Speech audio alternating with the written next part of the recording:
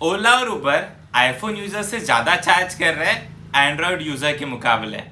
ऐसा मैं नहीं, रिपोर्ट्स कह रही है।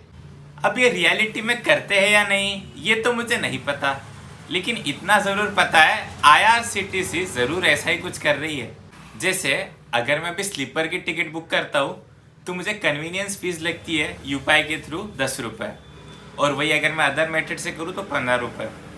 और अगर मैं सेम टिकट अगर मैं AC की बना लूँ तो मुझे कन्वीनियंस फीस लग रही है 20 रुपीज़ UPI के थ्रू और अदर मेथड के थ्रू 30 रुपीज़।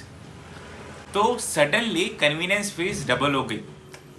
जो मुझे स्लीपर में लग रही थी उससे दोगुना दाम अगर मैं कोई AC की टिकट बुक करता हूँ तो दोगुना कन्वीनियंस फीस देना होता है। आपको लग रहा हो कि ये प्राइसिंग में डिफरेंस है, स्लीपर की टिकट सस्ती तो इसलिए कम कन्वीनियंस फीस, लेकिन ऐसा नहीं है।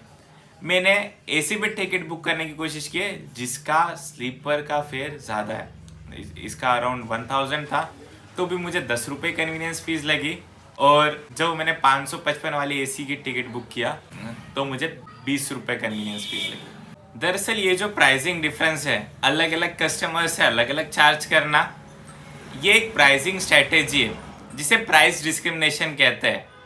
जैसे IRCTC ने कस्टमर कौन से क्लास में ट्रैवल कर रहा है उस हिसाब से अलग अलग प्राइसिंग की है, वैसा ही शायद ओला और उबर कौन सा फ़ोन कस्टमर यूज़ कर रहा है, एंड्रॉयड या आईफोन, उस बेसिस पे कर रही है। ये हम अलग अलग तरीके से सेगमेंट कर सकते हैं, जैसे एज के थ्रू, उनके इनकम, जेंडर, प्रोफेशनल, ऑक्यूपेशन, कई और अलग तरीके हो सकते हैं।